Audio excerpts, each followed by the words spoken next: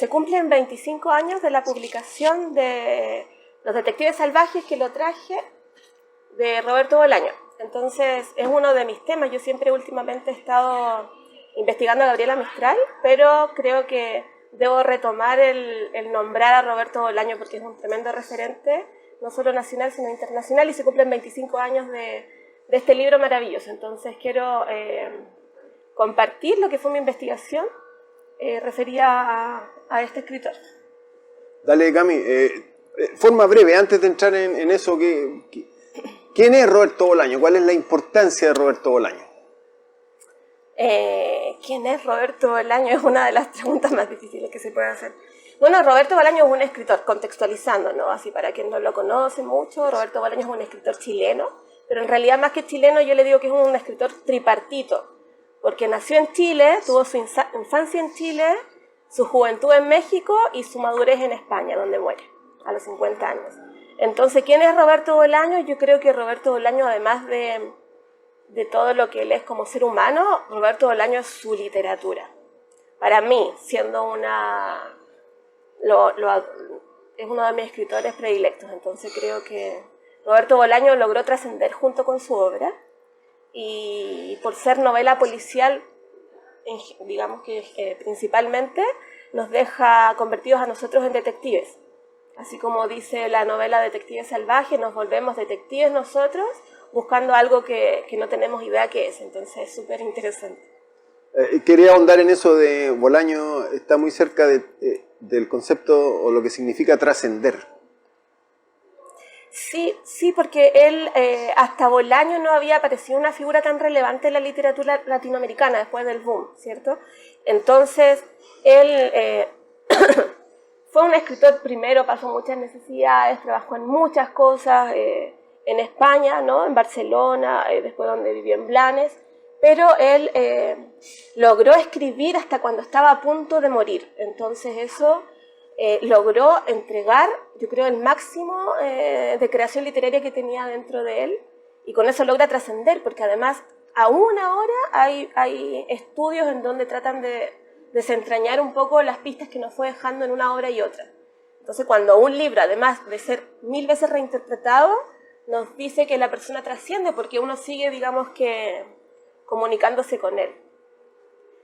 A través de su lectura, a través de las interpretaciones, a través de las cosas que van sucediendo hoy en día, y uno dice, hey, quizás lo que está pasando hoy en día contextualmente a nivel político, qué sé yo, capaz que tenga relación con las cosas que él dijo. Ah, ¿te parece que hay...? Sí, yo mira. Jugando a la interpretación igual. Mira. Creo que hay cosas interesantes. Bueno, entonces, y en ese sentido, un poco para poder ordenar el asunto, es que él... Ahí me traen el cafecito. Un rico café. Muchas gracias, muchacho. Muy amable. Es que él se considera principalmente poeta. Sí, ¿Ya? sí. Eso se dice, a pesar de que es poco lo que tiene publicado. Gracias. Por ejemplo, yo ando con un libro, donde se reúne su poesía, que es La Universidad Desconocida. ¿Esa es poesía de Bolaño? Poesía de Bolaño. Y principalmente la poesía la escribe en México. ¿Ya? Bueno, y hay una serie de cosas que se conocen a nivel biográfico de él, que no son así tan nuevas, que él, por ejemplo, le gustaba con sus amigos poetas entrar a las lecturas de los grandes poetas como súper de estatus social, no sé, como el Octavio Paz, y generaban así una suerte de funas literarias, porque él era un escritor irreverente, ¿ya? Entonces, por eso es que él funda junto con su amigo Mario Santiago el infrarrealismo. ¿Cómo se llama el movimiento? Infrarrealismo. Infrarrealismo. Y ese es un movimiento poético. Sí, es un movimiento poético que en el fondo el infrarrealismo, y aparece en Los Detectives Salvajes nombrado como vicerrealismo, es un movimiento poético que es la continuación del surrealismo. Entonces él decía que el escritor tenía que entrar el poeta tenía que entrar en las alcantarillas de la ciudad, y desde ahí crearon y descubrir el mundo. Entonces acá traje unos apuntes de mi estudio que está súper interesante lo del infrarrealismo, porque dice, miren, es súper lindo lo que dice acá.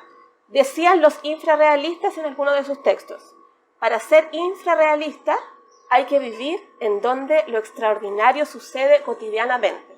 Lo imposible es posible y los actos inciden en maravillas inesperadas. Es hermoso. Yo que estudio a Gabriela Mistral, siempre encuentro un eje vinculante entre estos dos escritores, porque los dos se fueron. Finalmente los dos tenían algo así vinculado al creer que es posible, algo que nos parecía imposible. Entonces, esa frase es clave en el infrarrealismo. Y él hacía un guiño al manifiesto surrealista de André Breton, en donde el surrealismo decía lo siguiente: déjenlo todo, dejen si es necesario una vida cómoda, aquellos que se les presente como una situación con porvenir, y láncense a los caminos. Y Bolaño dice, tajante: déjenlo todo nuevamente, láncense a los caminos.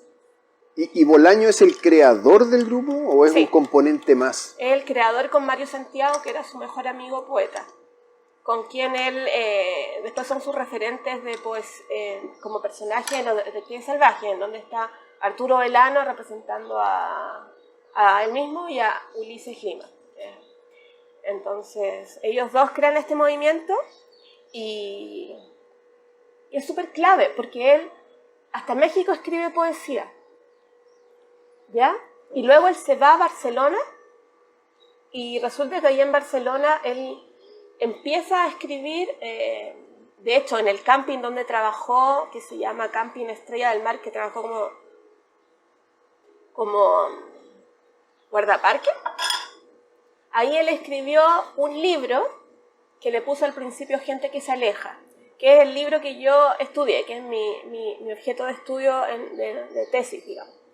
Y ese libro, Gente que se aleja, digamos que yo lo veo como un puente entre su poesía y su narrativa, ¿ya? Y ese libro en particular, que es mi objeto de estudio, es el libro, según mi hipótesis, que nos permite desentrañar la pista del crimen en Roberto Bolaño. Ese libro se llama Amberes, no lo tengo, pero ese libro también, como era su poesía también, está acá, en el libro de poesía. Disculpa, el libro la primera etapa en México él escribe exclusivamente poesía. Y después viene, estando en España, escribe Amberes. Amberes. ¿Ese es el libro que tú consideras puente entre su poesía y su prosa? Sí. Sí. Y de hecho, como se desconoce, y es un libro totalmente, y lo pueden decir los estudiosos de Bolaño, es un libro criticado, porque es como dice, es un libro caótico, es un libro que genera estados febriles, según algunos investigadores, porque es una locura de libro. No se entiende nada. Hay algunos críticos que lo han así basureado completamente ese libro. Que también está, decía acá, como Gente que se aleja, como poesía, como prosa poética. Entonces, yo entré en la enorme tarea de encontrar el orden a ese texto tan extraño. Amberes. Amberes, sí. ¿Cómo te fue? En esa época mis hijas eran chiquititas, una tenía 2 años y la otra 4.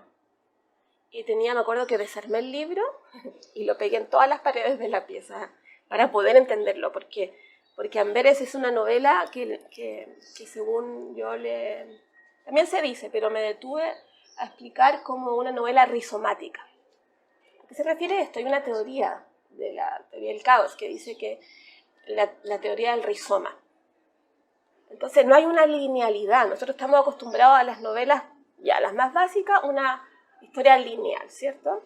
De la novela moderna no hay tanta linealidad porque hay juegos narrativos en donde aparece, no sé, en primera persona, en segunda persona, viajes temporales, cosas así. Pero lo que hace Bolaño en este libro es que hace la mezcla más absoluta de todas esas posibilidades. Entonces, en la novela, que no son capítulos, son textos, el rizoma une una parte con otra, pero sin sentido alguno. A eso se refiere el rizoma, como una raíz. Entonces, por ejemplo, la frase de la página 5 está vinculada con la frase de la página 57. Pero si uno es un lector, si uno no se percata de eso, realmente uno encuentra que la novela es una locura. Entonces, ese fue un poco mi acercamiento a Amberes. ¿Pero hay una línea de tiempo en Amberes? No hay una línea de tiempo. ¿Hay un personaje? Hay personajes que no están nombrados. Por ejemplo, hay un personaje, acá toma apuntes, hay personajes que están nombrados por su cargo. Hay un extranjero, un jorobado, un inglés. Está Roberto Bolaño como personaje, entonces Bolaño habla de sí mismo. Hay muchachas, policías, camareros. Él habla de un autor, así como el autor dice que la muchacha se bajó del tren, así, cosas así.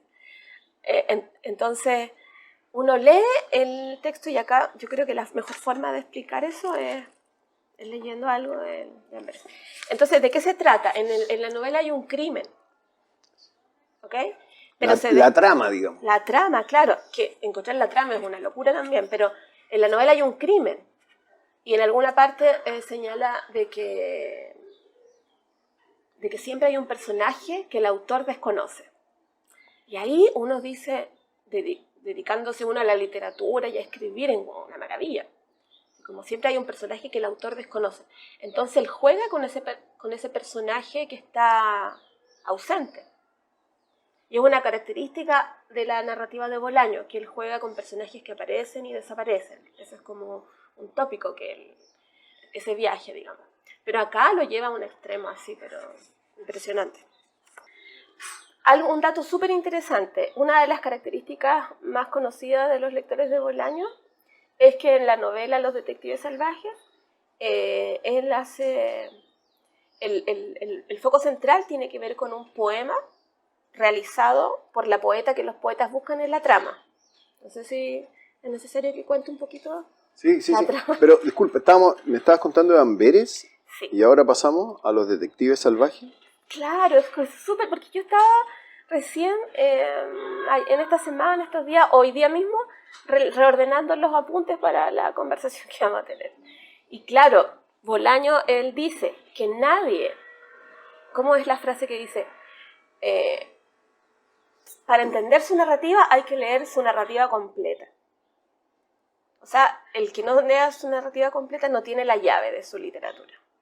Entonces, claro, yo estoy hablando de Amberes, pero necesariamente voy a Detectives Salvajes. Y si estoy en Detectives Salvajes, quizás voy a ir a un cuento que está en El Gaucho Insufrible.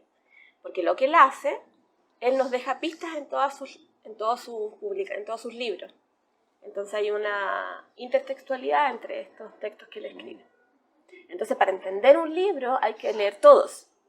Entonces, claro, yo estudié a Amberes, pero de paso tuve que leer un montón de sus obras para poder entender a Amberes.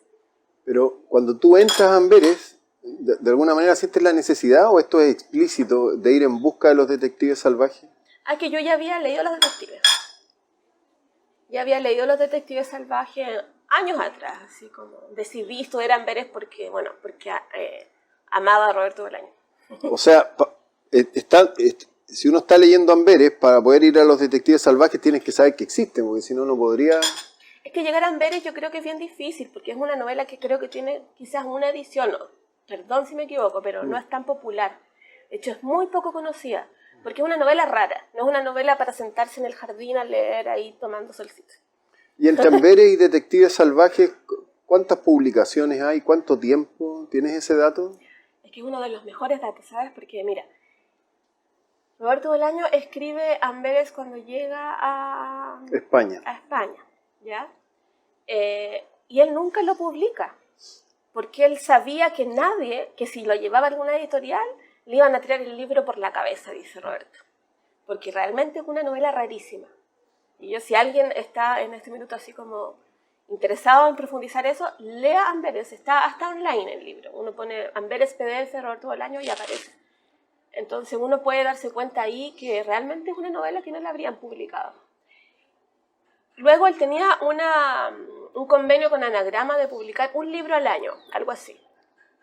Entonces resulta que el año 2002, cuando ya Roberto Bolaño sabía que en cualquier momento podía morir, y por eso para mí es súper emocionante este tema, porque realmente entro como una parte bien íntima de Bolaño, ¿ya? El año 2002, cuando él sabía que en cualquier momento iba a morir, él decide publicar Amberes. Entonces yo digo, y eso lo usé como argumento en mi estudio, ¿cómo es que la crítica va a decir que Amberes es una basura, siendo que Roberto Bolaño decide publicarla por algún motivo? Porque un escritor jamás va a publicar algo que considera una basura o que tiene guardado de su juventud. Entonces él lo publica el año 2002, Amberes. Posterior salió otro libro, La pista de hielo, me parece, por un convenio editorial. Pero yo diría así como de intención propia, es que él decide publicarlo al final. Y al publicar Amberes, uno ahí hace el enlace. Y ahí vuelvo a los detectives salvajes. En Amberes aparece el mismo dibujo que aparece en Detectives Salvajes. Entonces para mí Amberes es la pista, el germen de toda la narrativa de Bolaño. ¿Y qué tiene su génesis cuando llega a vivir a España? ¿Y los detectives cuándo lo publica? ¿Detectives Salvajes? Sí. ¿Cómo andaba él con los tiempos? ¿Él terminaba? ¿Él escribía? Porque si Amberes lo escribió él... El 80 y... no me acuerdo. ¿Y lo publica 20 años después? Claro, o sea, Detectives Salvajes lo publicó el año 95. ¿Y lo había escrito antes o también venía de atrás el detective? Claro, es que lo que hace Bolaño es que él siempre dice que va juntando diferentes textos y los no escribía, no paraba de escribir, él escribía profesionalmente, tenía horarios de escribir. Sí, bueno, antes de porque me habías dicho que quieres profundizar más en Amberes, ¿sí? Bueno, en Amberes y lo que eso significa, pero yo pensaba que atrás de un libro caótico, un libro caos, un libro complejo, atrás de eso también hay un escritor que debe tener las mismas características que el libro.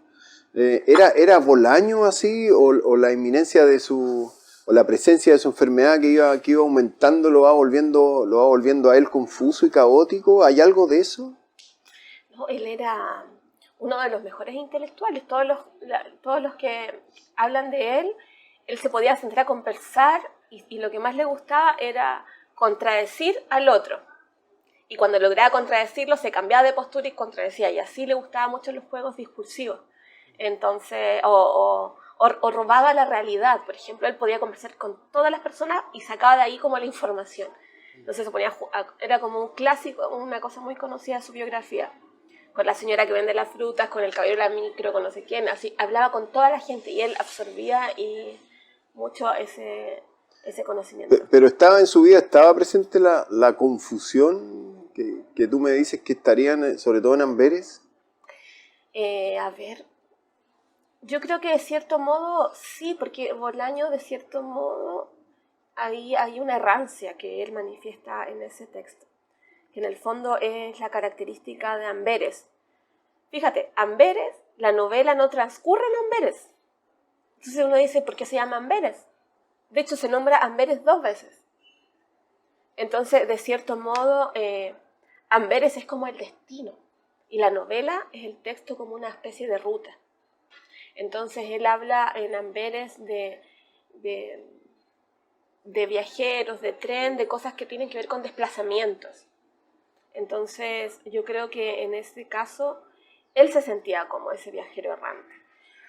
No sé si en su vida cotidiana lo era y lo manifestaba, porque era papá de familia, no sé, como que nunca ha habido ninguna así como cagüina acerca de su mal comportamiento.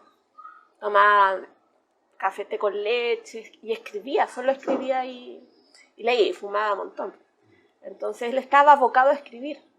Entonces yo creo que ese caos que tú me dices que podría existir, lo reordenaba. Yo creo que era un genio. Yo creo que el caos lo tenía en su cabeza y lo transformaba en novela. Bueno, ese mismo reordenamiento que podría ser un lector que comienza que saca las hojas que saca las hojas del libro y las pega en la pared, como lo que tú contaste. Sí, no, y él decía que su narrativa es una obra total, y ahí no hay nadie que entre que no se sepa la contraseña, dice Bolaño. Esa era la frase. No hay que saber la contraseña, sí, para poder entrar. Sí, hay que saber. Que es una novela total. ¿Y a ti te parece que en Amberes estaría la contraseña? Sí, es una contraseña súper triste. Profundicemos en Amberes, el motivo de nuestra conversación. Sí, es súper triste a lo que yo llegué un poco, ¿ya? Porque, bueno, indagando en muchos textos de Bolaño para poder justamente entender esa novela. Disculpa, ¿cuáles fueron esos, Cami? Porque estaban los detectives salvajes, ¿qué otros? Detectives salvajes, putas asesinas, Detectives salvajes, 2666, El gaucho insufrible y Universidad desconocida, que es su poesía. Eso. Y más algunas que no lo traje hoy día, pero es una recopilación de entrevistas que está súper interesante. Muy bueno, acá, eso sí. Sí. Una recopilación de ensayos también que se llama Entre paréntesis, entonces igual busquen diferentes fuentes para encontrar la voz de Bolaño también. Pero una de las con las que yo me quedo como enlace entre Amberes, entre la narrativa de Bolaño total y la pista del crimen, es esto que traje acá, que está en El gaucho insufrible, y se llama Literatura más enfermedad igual enfermedad. Y es de una lucidez escalofriante, porque acá él habla de cuando le dijeron que le quedaba poco tiempo de vida. Entonces es así muy, muy fuerte leer, pero también muy lúcido. Bolaño decía que teníamos dos posibilidades, o ser absolutamente valientes o absolutamente cobardes. No había otra opción. Entonces yo creo que leer a Bolaño nos lleva a tener y construir esa fortaleza. Porque él escribió hasta el final de sus días, ya cuando no podía más. Entonces igual es así como súper fuerte saber que estuvo tratando, pese a todo, de dejarnos ese legado. De hecho, Nicanor Parra dice, le debemos un hígado a Bolaño. Entonces, para entrar a Amberes, como me decías, yo creo que hay que referirse un poquito, para ser coherente, intertextualmente a los detectives salvajes, ¿ya?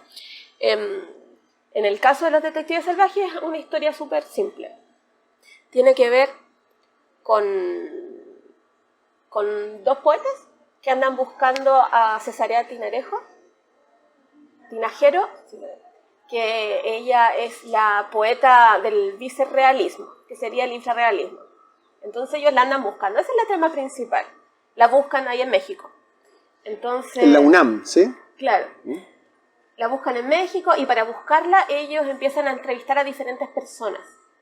Entonces, el libro está dividido en 3 partes. Y una de esas partes son los testimonios de las personas que ellos entrevistan. ¿Tienes algo que pudiésemos leer? Breve, algunos párrafos, ¿te parece? ¿Detectives salvajes? A ver, al azar. Aparentemente al azar. Aparentemente al azar. A ver. No sé si se entenderá. Leo lo que sale al azar. Bueno, acá entrevistan a Amadeo Salvatierra. Dice ahí, la estructura es bien interesante. Calle República de Venezuela, cerca del Palacio de la Inquisición, México DF, enero de 1976. Les dije, este es el testimonio, ¿ok? Les dije, muchachos, se acabó el mezcal, los suicidas. Eso es un hecho inobjetable, incontrovertible. ¿Qué tal si uno de ustedes se me baja y me va a comprar una botellita de sauza, y uno de ellos, el mexicano, que se refiere a uno de los poetas? Y uno de ellos, el mexicano, dijo, yo voy, Amadeo, y ya estaba tirando hacia la salida cuando lo paré y le dije, un momento, se olvida del dinero, compañero. Y él me miró y dijo, no se le ocurra, Amadeo, esta la compramos nosotros. ¡Qué muchachos más simpáticos!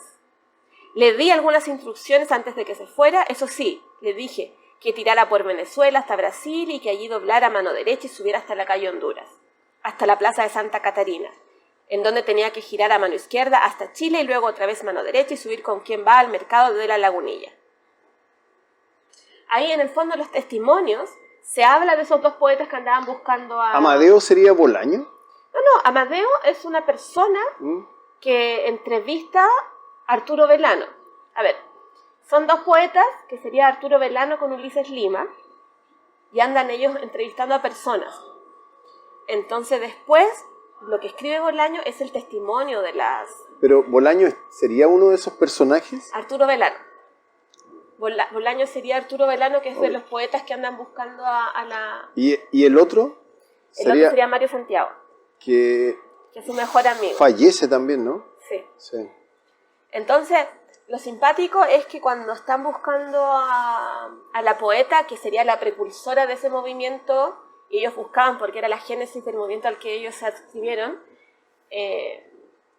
llegan a un lugar y encuentran una revistita en donde ella había publicado su primer y único poema. Y era un único poema que ella había publicado. Y acá está la pista del crimen. Y acá está lo más simpático de todo, porque en el fondo, pues ojalá que esté, porque está lo clásico, no sé si lo conoce Virgilio, es del barquito. No. ¿No? Búscalo con calma, no te... Lo tengo en mi trabajo acá. Entonces, es un poema que se llama Sion. Este poema aparece en Los Detectives Salvajes. Sí. ¿Cómo? Pero es un poema como objeto. Pensemos que Bolaño, el poeta favorito de Bolaño es Nicanor Parra. Yo creo que por ahí se inspira. ¿Se conocieron? ¿Fueron amigos? ¿Tuvieron relaciones? Parece que tuvieron un encuentro. Se nos alcanza a ver. Pero bueno, no sé tampoco si se alcanzaría a ver en la cámara si lo encontrase. Pero es un poema que se llama Sion. Y abajo... ¿Con S? Con S. Sion. Y yo pensaba, ahora que leía todo esto, decía, con todo este contexto mundial y de masacres, digo yo, wow, qué loco. Ya mira, acá está. El poema Sion. No sé si se verá. ¿Lo muestro? ¿Vale la pena? Ya. Bueno, este es el poema que encuentran de la poeta. Entonces, se llama Sion y es una línea, es una incógnita, así como que después de toda la búsqueda que tuvieron... Eso, anda describiendo un poquito ya, son unos trazados, ¿no? Son unos trazados. El primer trazado es una línea recta con un rectángulo arribita. El segundo trazado es una línea curva con ese mismo rectángulo. Y el tercero es una línea en zigzag con un rectángulo. Y dicen, ¿qué rayos? Así buscaron tanto. Eso a mí me dio la impresión de estos cardiogramas, ¿cómo se llama? Cuando van... Claro. El corazón, ¿sí? El tercero, entonces, empiezan a... ¿Qué es lo que sacan en limpio del poema, no? Y ahí empiezan a dar especulaciones acerca de cuál es el misterio del texto, ¿ya? Entonces, bueno, no voy a leer todo porque hay que leer la novela, pero en el fondo uno dice, pero si está súper fácil. Dice, Sion, en realidad, ella dice la interpretación de uno de los personajes.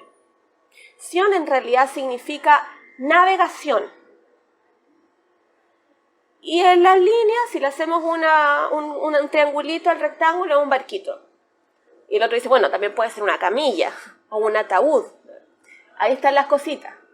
Camilla, ataúd, el mar. Y las líneas obviamente son el mar. El mar en calma, el mar ahí, las ondas de mar, y acá el mar tumultuoso.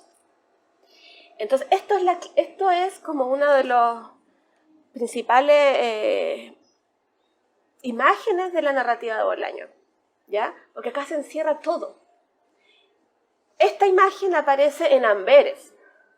Entonces, ¿esta imagen te refiere a los tres trazados? Sí, los tres trazados aparecen en Amberes. Entonces, uno dice, ok, entonces, más importante, aparece en Amberes y aparece en un poema de Universidad Desconocida. ¿Se puede mostrar? Entonces... Igual yo te pediría que si pudieras leer algo, aleatorio incluso. Ya. Si tú lo consideras. Sí, no quiero leer, y de Amberes igual. Me gustaría leer de Amberes, ya que es el... Acá hay algo de Amberes.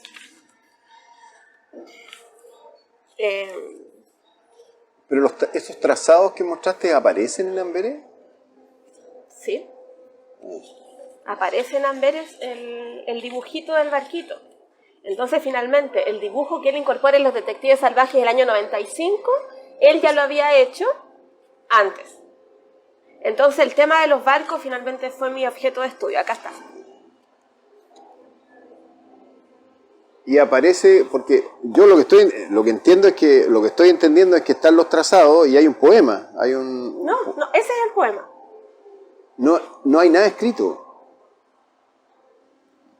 Disculpa, lo que ellos dos encuentran de esta poeta que andan buscando como poema serían esos 3 trazados que nos mostraste. Sí.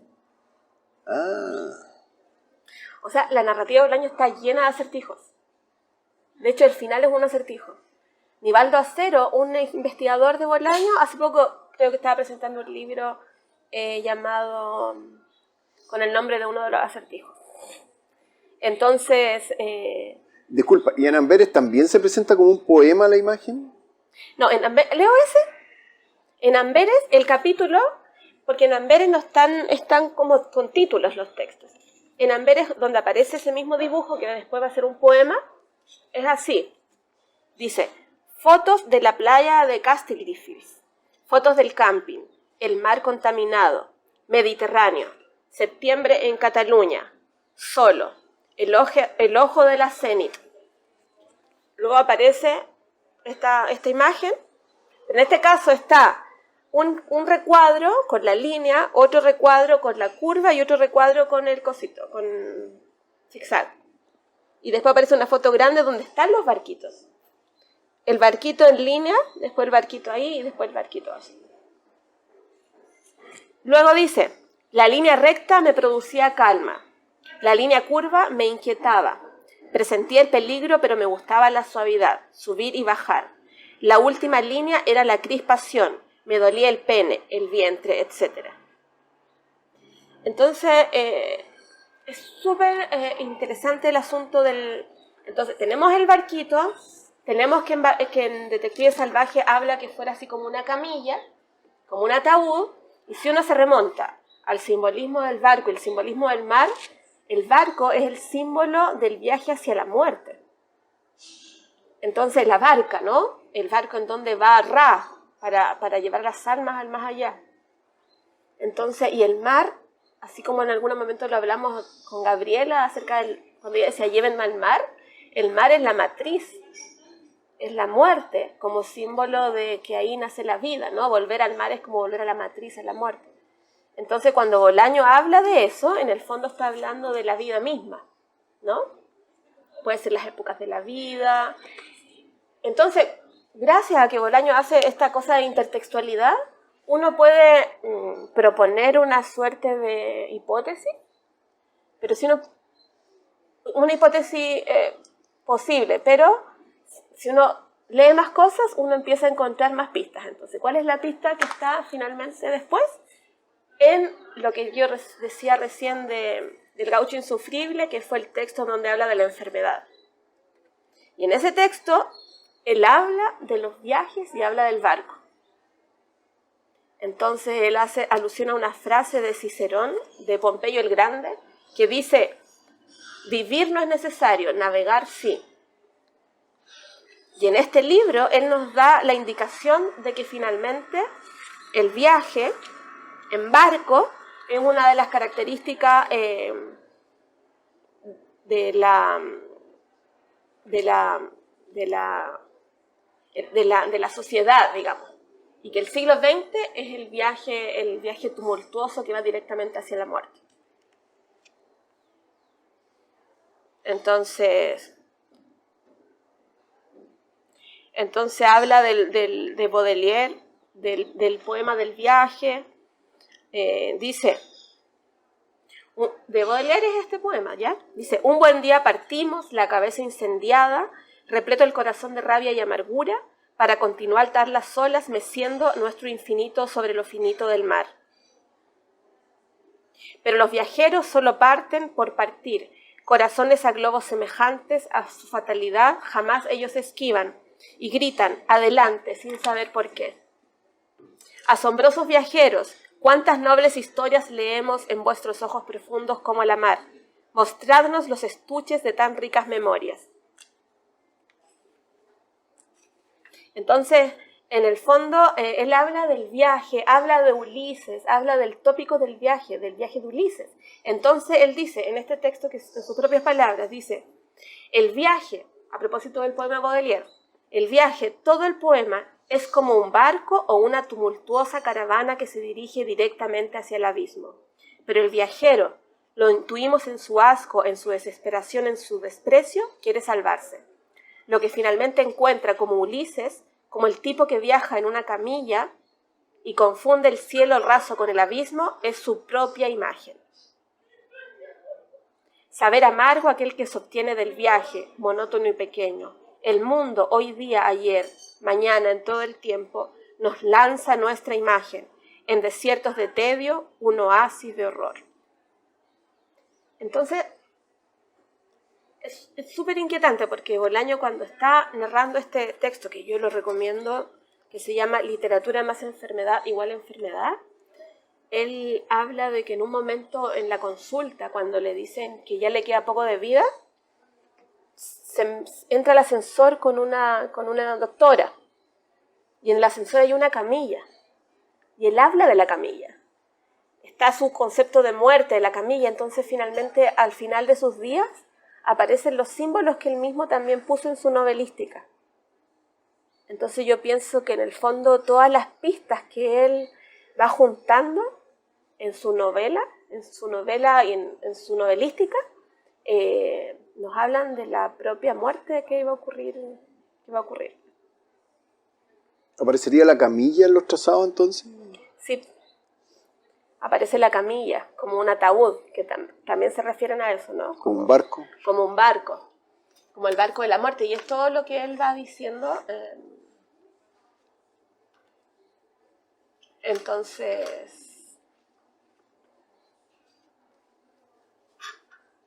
en el fondo el enigma es el personaje que desaparece, es él. El que en algún momento contaste que todo escritor desconocía la existencia de algún personaje, ¿ese sería él al final? Claro, yo creo que en el fondo él...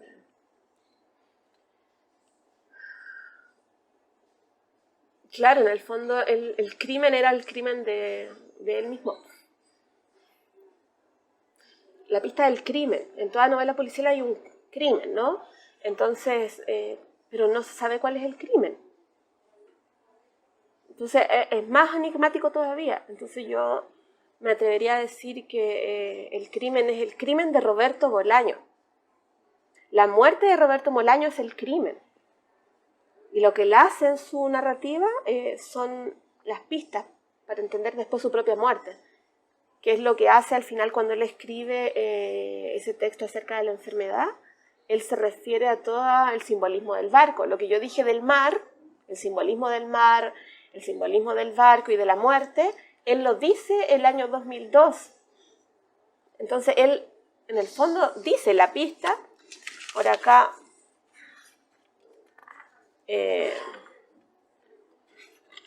dice que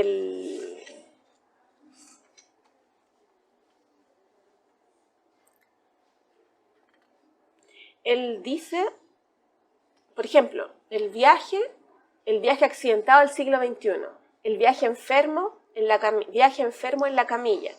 El viajero es Baudelaire, es alguien que razonablemente quiere salvarse, que quiere ver, pero que también quiere salvarse. Se refiere al poema. Entonces, él no logra salvarse. Bolaño no logra salvarse. Se muere. Cuando se muere, tenía 50 años, en el momento en que se muere, pasa algo bien curioso, porque se incendia el camping donde él trabajó. Sí. El camping Estrella de Mar. Estrella de Mar, justamente. Sí. Entonces, esa novela es un conjunto de posibilidades narrativas, ¿ya? Pero el lector, digamos que se vuelve investigador activo de la obra, si es que uno pretende. ¿Sabes qué?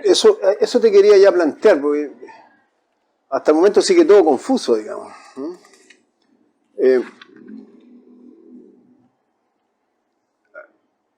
¿El lector necesariamente tendría que tratar de desenredar esto o el camino según como ciertas definiciones o el camino sería el entrar a vivir esta confusión? Yo creo que a sentirla. Bolaño siempre decía que es necesario que antes de escribir una novela tiene que estar la estructura. Como él lo decía como su teoría de la narrativa un poco, así como que siempre hay que tener la estructura porque si no queda una masa informe. Pero también decía que cada historia tiene su propia forma. Y en el caso de Amberes es así. Yo creo que, claro, en mi caso yo lo hice desde la investigación, por eso tuve que generar todo un análisis así enorme para poder entender Amberes. Pero si es que uno lo lee como lector normal, uno fácilmente puede, no sé si disfrutar de la lectura, porque realmente es inquietante. Voy a leer algo de Amberes. Por favor. Realmente es inquietante, pero sí nos puede quedar una sensación de vacío, que es una sensación de que murió alguien que no sabemos quién es, o de que va a pasar algo, de que no sabemos, hay una fragmentación del espacio narrativo. Hay personajes, por ejemplo, que están en una parte y aparecen en otra. Por ejemplo, a propósito de la intertextualidad en Amberes, está súper interesante ver cómo voy a leer, a ver si se alcanza a entender, porque realmente me imagino yo que cuando uno no tiene todo el contexto, ya, para mí organizar la presentación, claro que no fue en una academia, sino como en un café, ha sido tan caótico como Amberes, porque son tantas las cosas que me gustaría decir y no sé si los digo de forma ordenada para que se Lo importante es manifestar ideas, yo creo. Sí, mira, ya, primera cosa, como decía al principio, Amberes, detengámonos ahora en Amberes, ya después de haber como referido a otros libros. En Amberes sería una novela rizomática, que no es lineal y se interconectan un fragmento con otro. Y que para ti sería la clave de la obra de Bolaño. Que es la clave de la obra de Bolaño, según mi hipótesis. Y en Amberes es rizomática, entonces se conecta una parte con otra, y así uno empieza a armar como una especie de mapa.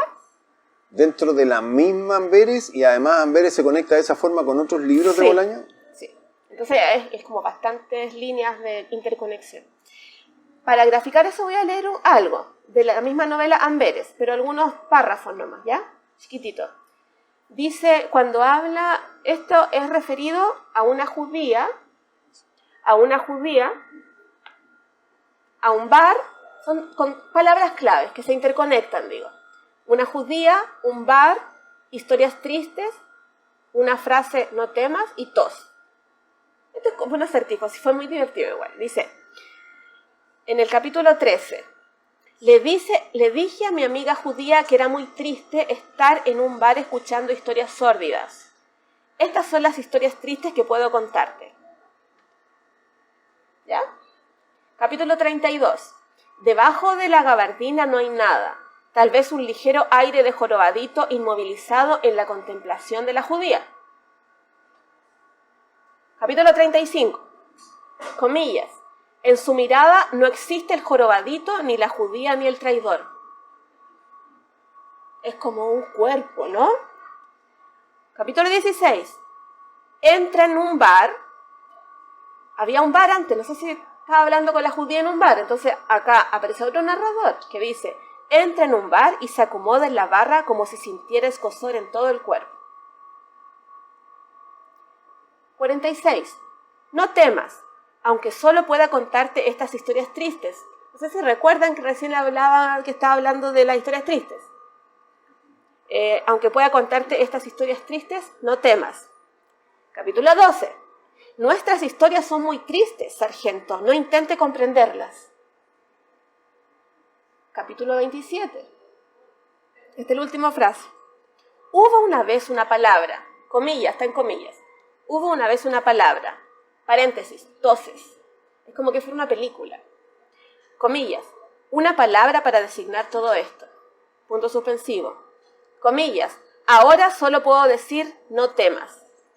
Recién había dicho no temas. Paréntesis. Soñé un pasillo repleto de gente sin boca, dijo él, y el viejo le contestó, no temas. Paréntesis. Muchas palabras, dientes se deslizaron por el cristal. El viejo tosió después de decir no temas. ¿Qué tal? Capítulo 25. ¿Sigo para hacerlo más abismante? 25. Alguien tose en la oscuridad. ¿Se acuerdan que había dicho yo de que toses, entre paréntesis? Ahora aparece alguien tose en tercera persona. Alguien tose en la oscuridad. Una mañana fría y clara desde la ventana de un hotel. Él tose. Y la última de esa recopilación de frases. La única banda sonora, entonces ahí estamos hablando de una cosa cinematográfica también, que Bolaño incorpora dentro de las imágenes. La única banda sonora era la tos seca y obsesiva de alguien que nunca pudimos ver. Grandes olas plateadas, el tipo de pie en la playa, sin zapato y la tos. Una maldita tos recorriendo la playa. Sí. Entonces, Son fragmentos de la novela Amberes que tú seleccionas porque tienen cierta relación, ¿sí? Están relacionados. sí. Entonces hay una cosa que aparece interconectada con otra, y por eso yo fui pegándola en la pared, porque cuando la leí me di cuenta que había miles de cositas así. Claro, no, es que tengo reordenado todo el libro. Tengo todas las interconexiones en mi estudio, todas. Todas las que existen dentro del libro. Al menos las visibles, que si hay alguna que yo no me di cuenta, pero están todas las interconexiones. Claro, pero en base a qué, yo te pido la voz propia, que va surgiendo eso, cuando tú me lees un... Claro, es que cuando reordené todas las pistas, o sea, todos los fragmentos para armar como el rizoma completo, ahí me di cuenta de las historias que había. Entonces, ¿cuál es mi voz propia? Sería la interpretación de las historias que están resultando. Eso es lo que te pido, claro. Claro, entonces, reordenando todas las interconexiones, no solo las que dije recién, que no son rebuscadas, sino que son tal cual, encontramos primero la historia del escritor. Es decir, se ve que ahí hay alguien que dice, había una vez, y ahí aparece entre comillas. Esa es una narración. Que se llama narración englobante como principal. Hay otra historia que es la historia del escritor, ¿ok? No la historia que cuenta el escritor, sino la historia del escritor. Hay algo que se llama narración encajada, está dentro de la principal, que es la historia policial, ¿ya? Y hay una cuarta tipo de narración que son los testimonios. Entonces, se cruzan esas 4 historias, esas 4 novelas, micronovelas dentro de Amberes. Eso fue lo que yo logré desentrañar, ¿ya? Y hay una narración que yo le llamo narración cruzada, que sería, ¿cuál es la narración que cruza todas esas 4 historias? Son los testimonios del escritor. Y esos testimonios del escritor vienen a ser... el germen narrativo de Roberto Bolaño. Eso sería, entonces, Amberes, en el fondo en Amberes se cruzan 5 historias, 5 argumentos, ya que están vinculados unos con otros. Y en donde el eje principal es un crimen de un personaje invisible. Y ese crimen, pienso yo, o ese viaje a la muerte, pienso yo que tiene que ver finalmente con el destino que tuvo Bolaño al final de sus días. ¿Él sabe su destino cuándo? Es que yo siempre he pensado como que los poetas como que siempre profetizan su muerte. Pero él tiene algo concreto, que es una enfermedad respiratoria. No, él tiene una enfermedad al hígado. Al hígado. Y él tiene... ¿Cuándo sabe él que esta enfermedad le va a producir la muerte y es irreversible, digamos? ¿Él lo sabe mucho antes? Yo no me acuerdo bien la fecha exacta, pero ya en el año 2002, que cuando publica Literatura más enfermedad, ahí ya no le quedaba más curación, salvo un trasplante. No, pero ¿cuándo él sabe que tiene esta enfermedad al hígado? Muy posterior a la publicación, a la escritura de Amberes. Cuando él escribió Amberes, él no tenía idea que tenía una enfermedad que le iba a producir la muerte. Enfermedad. De hecho, es una de las cosas que yo quería compartir, que es súper importante. Dice Amberes, esto es cuando publicó Amberes el año 2002. Dice, después de su relectura, hoy mismo, de relectura de Amberes, me doy cuenta de que no solo el tiempo importa, de que no solo el tiempo es motivo de terror, también el placer puede aterrorizar, también el valor puede aterrorizar. Entonces finalmente él, cuando él decide publicar Amberes, porque en Amberes hay un personaje que está con fiebre, que está enfermo, que va a morir, ¿no? Es como que él fácilmente esa novela la podría haber escrito el año 2002 cuando estaba con la sensación con la certeza de que iba a morir. Como de cierto modo. Y de hecho el asunto que él se encuentra un manuscrito en la última novela la novela póstuma 2666, un manuscrito que encuentra Echeverría que dice, un papelito de Bolaño que dice: y esto es todo, amigos, todo lo he hecho, todo lo he vivido. Si tuviera fuerzas me pondría a llorar. Se despide de ustedes Arturo Velano. Entonces él ahí se despide porque ya no podía seguir escribiendo más. Entonces,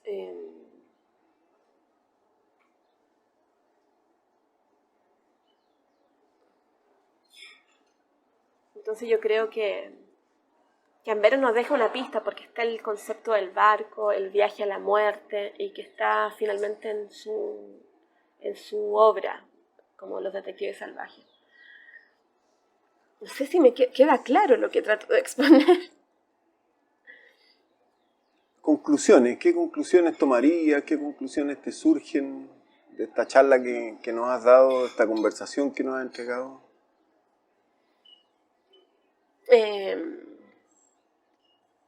¿Qué conclusión?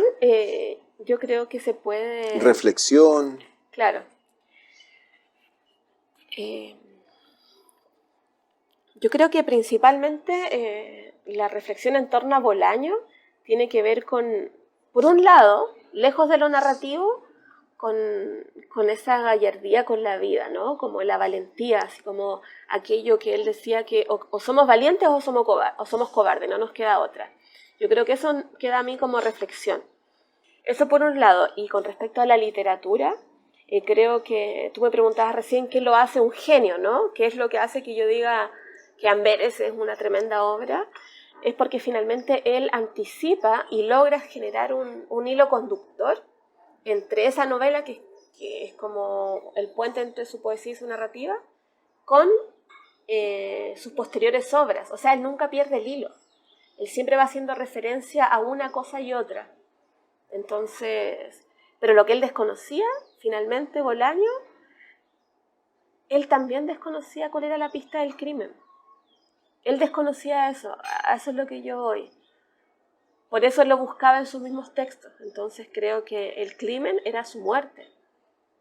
Y la pista de ese crimen lo puso él muchos años antes de morir, cuando habló del barquito, cuando habló de ese barco que va a la deriva, anunciando lo que iba a ser su posterior muerte. Entonces eso es lo que yo lo vinculo de cierta forma, casi así como realismo mágico, vinculo los simbolismos de su narrativa con su vida personal. Y eso se puede ver en el libro Literatura más enfermedad igual enfermedad, porque ahí él hace una reflexión profunda acerca de la muerte. Y ahí se refiere él al viaje, ¿no? Al viaje del hombre en la camilla, ¿no? hacia su propio deceso. Habla del simbolismo del mar. Entonces, creo que ahí él se da cuenta, de cierto modo, él mismo se da cuenta de por qué dibujó el barquito. Porque él ahí hace referencia a Baudelaire, al texto de Mallarmé, que hablan del viaje, de navegar, de la importancia de navegar. ¿Se va dando cuenta después de que hace algo? ¿Le va dando él como escritor le estaría dando un valor o está mirando hacia atrás lo que escribió antes? Yo creo ¿Empieza a tomar valor de ahí en adelante? Yo, especulando, eso sí, ¿cierto? Porque si no sería demasiado soberbio de mi parte, pero creo que hay dos opciones. Uno, lo tenía pensado, que es lo que él dice también. Él dice que su obra está trazada desde un principio. Desde el principio está trazada su obra, y de ahí empieza a escribir. Esa es una cosa, un antecedente. Pero lo otro importante es que no sabía que iba a morir. Él no sabía que de pronto iban a decirle que él Pero, no había caso. ¿cuándo le dicen a él que va a morir? El año no ¿O cuánto tiempo antes le dicen esto es irremediable? O sea, cuando él estaba en el apogeo de su literatura con los detectives salvajes, él todavía no sabía. Por lo tanto, cuando aparecen los barquitos y aparece el crimen, la novela policial y todo, él no sabía que era ese su destino. Entonces, por eso él habla después de que el tiempo es un motivo de terror, porque cuando se da cuenta que ya va a morir, tiene toda su obra narrativa en su cabeza y tiene que sacarla. Y por eso escribe desesperadamente 2666. No lo alcanza a terminar, es póstumo.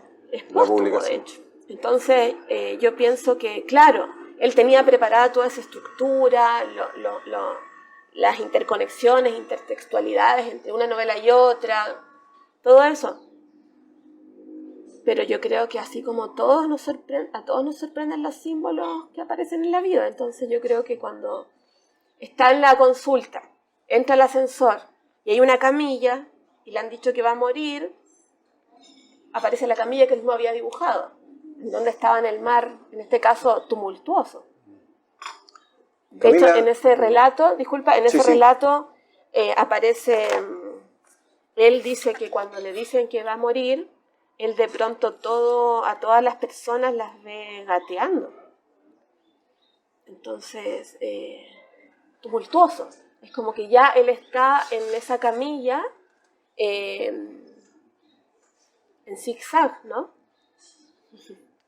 En esa camilla en zigzag. Entonces,